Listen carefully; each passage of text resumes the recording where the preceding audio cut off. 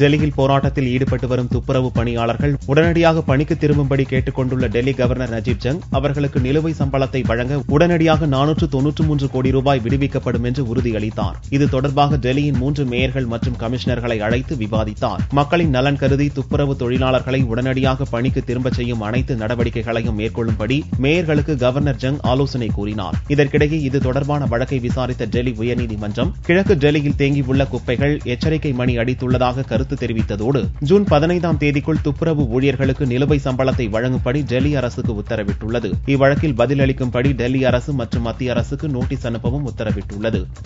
துப்புரவு ஊழியர்களின் போராட்டத்தில் கலந்து கொண்ட காங்கிரஸ் தலைவர் ராகுல் அவர்களுடன் சாலையில் அமர்ந்து பங்கெடுத்தார். டெல்லியில் சம்பளம் வழங்கப்படாததை அடுத்து கடந்த ஒரு வாரமாக வேலைநிறுத்த போராட்டத்தில் துப்புரவு பணியாளர்கள் ஈடுபட்டுள்ளனர். இதனால் கிழக்கு டெல்லியில் குப்பைகள் அகற்றப்படாமல் 15,000 டன்னுக்கு அதிகமாக மலை போல தேங்க துவங்கியுள்ளது. இந்நிலையில் போராட்டத்தில் ஈடுபட்டுள்ளவர்களுக்கு ஆதரவு தெரிவிக்கும் வகையில் வெள்ளியன்று அவர்களை காங்கிரஸ் துணைத் தலைவர் ராகுல் சந்தித்தார். தரையில் அமர்ந்து அவர்களின் பிரச்சினைகளை கேட்டறிந்த ராகுல் இங்கேயே அமர்ந்து உங்கள் பிரச்சினைகளை கேட்கவும் குரல் கொடுக்கவும் தயாராக இருப்பதாக அவர்களுக்கு உறுதியளித்தார். அவர்களை வெறும் துப்புரவு தொழிலாளர்களாக கருதவில்லை என்றும் அவர்கள் சிப்பாய்களுக்கு நிகரானவர்கள் என்று கூறிய ராகுல் அவர்களின் போராட்டத்தை முன்னெடுத்துச் செல்வதாகவும் உறுதியளித்தார். டெல்லியிலும் மத்தியிலும் காங்கிரஸ் ஆட்சியில் இருந்தபோது இதுபோன்ற நிலையை டெல்லி மக்கள் சந்தித்தது இல்லை என்றும் ராகுல் கூறினார்.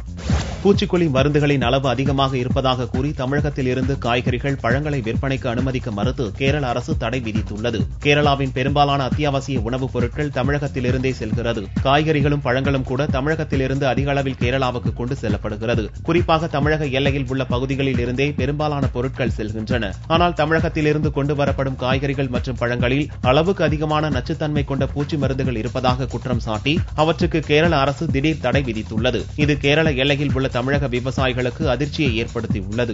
கோவையில் வைரஸ் தாக்குதலால் பந்தல் சாகுபடி பாதிக்கப்பட்டுள்ளது. கோவை மாவட்டத்தில் ஆணைக்கட்டி துவங்கி ஆனமலை வரை 200 ஹெக்டேரில் பந்தல் சாகுபடி நடக்கிறது. பாகல், பீர்க்கங்காய், புடலை, சுரைக்காய் உள்ளிட்ட காய்கள் சாகுபடி நடந்து வருகிறது. இந்த ஆண்டு வழக்கத்தை விட வெப்பம் 2% அளவுக்கு அதிகரித்ததால் பாதிப்பு ஏற்பட்டுள்ளது. அடுத்த சில தினங்களில் காய்கறி விலை கடுமையாக உயரும் என்றும் விவசாயத்தை காப்பாற்ற அரசு முன்வர வேண்டும் என்றும் விவசாயிகள் கோரிக்கை விடுத்தனர்.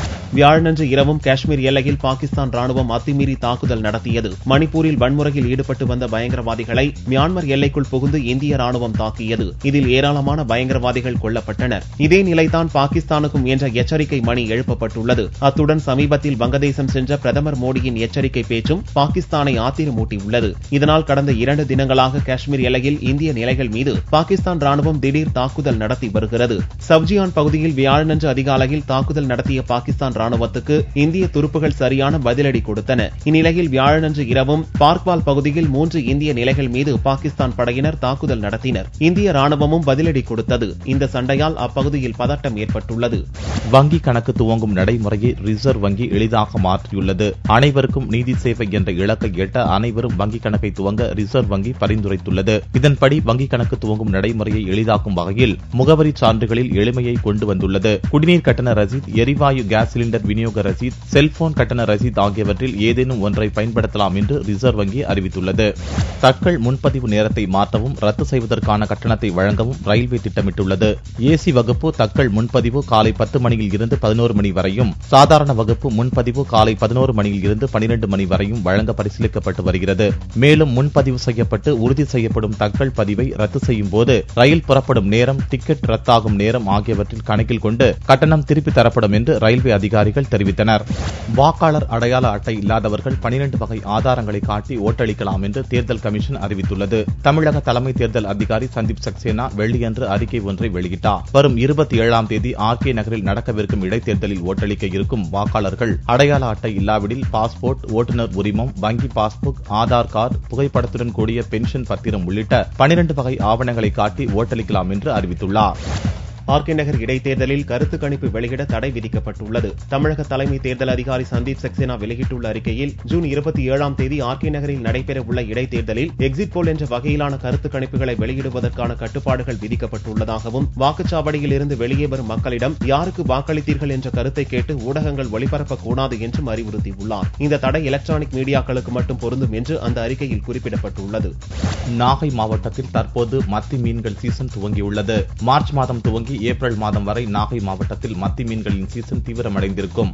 இந்த ஆண்டு சீசன் தற்போது துவங்கியுள்ள நிலையில் மீனவர்கள் டன் கணக்கில் மீன்களை பிடித்து வருகின்றனர். கேரளாவில் இந்த மீனுக்கு நல்ல வரவேற்பு உள்ளதால் மத்தி மீன்களை வாங்கி செல்வதற்காக வியாபாரிகள் நாகையில் திரண்டுள்ளனர். தினமும் நூற்றுக்கணக்கான லாரிகளில் மத்தி மீன்கள் கேரளாவுக்கு அனுப்பி வைக்கப்படுகிறது. மத்தி மீன்களின் விற்பனை அதிகரித்துள்ளதால் மீனவர்கள் மகிழ்ச்சி அடைந்துள்ளனர். சிவகாசி அருகே 24 மணி நேர மதுக்கடை கேட்டு மொபைல் போன் டவரில் ஏறி தற்கொலைக்கு முயன்றவர் கைது செய்யப்பட்டார். விருதுநகர் மாவட்டம் சிவகாசி அருகே விளாம்பட்டி மலர் காலனியைச் சேர்ந்த கருப்பசாமி குடிப்பழக்கத்திற்கு அடிமையானவர். மது போதையில் அங்குள்ள 80 அடி உயர மொபைல் போன் டவரில் ஏறி தற்கொலைக்கு முயன்றார். அப்போது 24 மணி நேரம் மது கடைகளை திறக்க வேண்டும் என்று கூச்சலிட்டார். தீயணைப்பு மீட்பு படையினர் வரவழைக்கப்பட்டு 4 மணி நேரம் கருப்பசாமியுடன் சமரச பேச்சுவார்த்தை நடத்தி அவரை கீழே இறக்கினர். இதையடுத்து கருப்பசாமி தற்கொலைக்கு முயன்றதாக போலீசார் கைது செய்தனர்.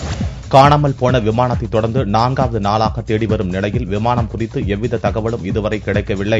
இந்திய கடலோர காவற்படைக்கு சொந்தமான டார்னியர் விமானம் கடந்த திங்கள் அன்று இரவு காணாமல் போனது. இதனை தேடும் பணியில் இந்திய கடலோர காவற்படை, தமிழக கடலோர காவற்படை மற்றும் புதுச்சேரி கடலோர காவற்படையினர் ஈடுபட்டு வருகின்றனர். புதுச்சேரி நாகை இடையே விமானம் விழுந்திருக்கக்கூடும் என்ற சந்தேகத்தின் அடிப்படையில் தேடுதல் வேட்டை முழுவீச்சில் நடந்து வருகிறது.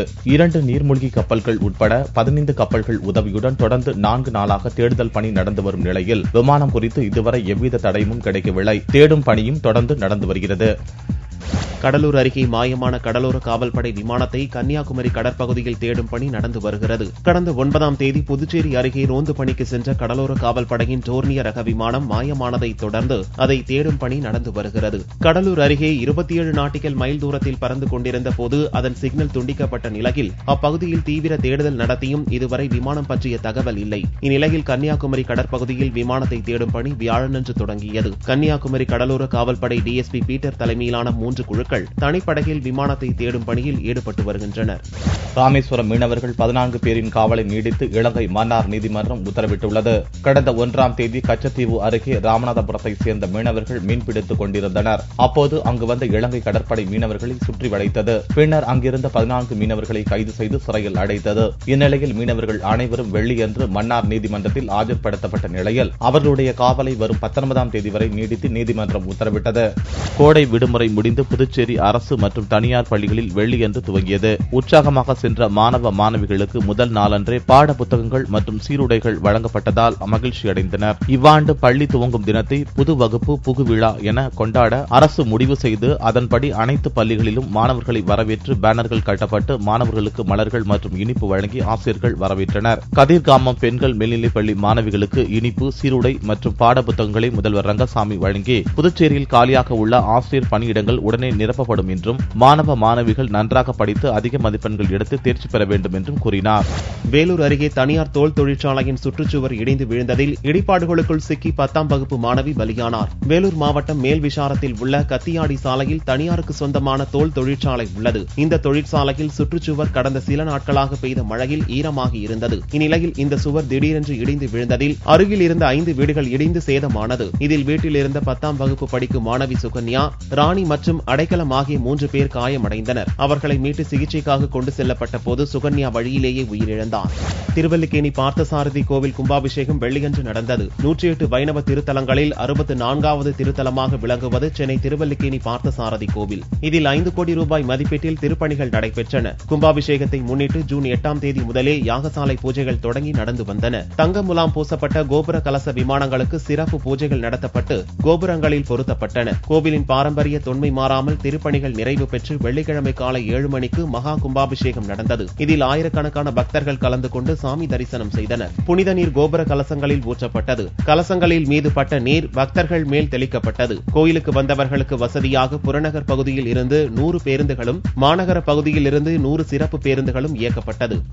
தங்கத்தின் விலையில் வெள்ளியன்று ஒரு சவரன் 20,312 ரூபாய்க்கு விற்பனையானது. 1 கிராம் ஆபரண தங்கம் 2,539 ரூபாயாக இருந்தது. வெள்ளி கிராமுக்கு 10 காசுகள் உயர்ந்து 1 கிராம் 39 ரூபாய் 40 காசுகளுக்கு விற்பனையானது. பார் வெள்ளியின் விலை 36,840 ரூபாயாக இருந்தது.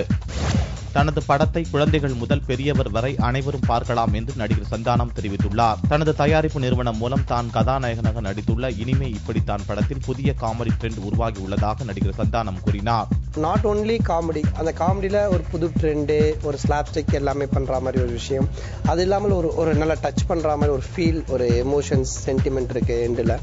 ஸோ ஒரு ஃபேமிலியோட சேர்ந்து எல்லாருமே பார்க்கலாம். குழந்தைங்க, பெரியவங்க, லவ்வர்ஸ், கல்யாணம் ஆனவங்க, வயசானவங்க, எல்லாருமே பார்க்கக்கூடிய ஒரு படமா இருக்கும்.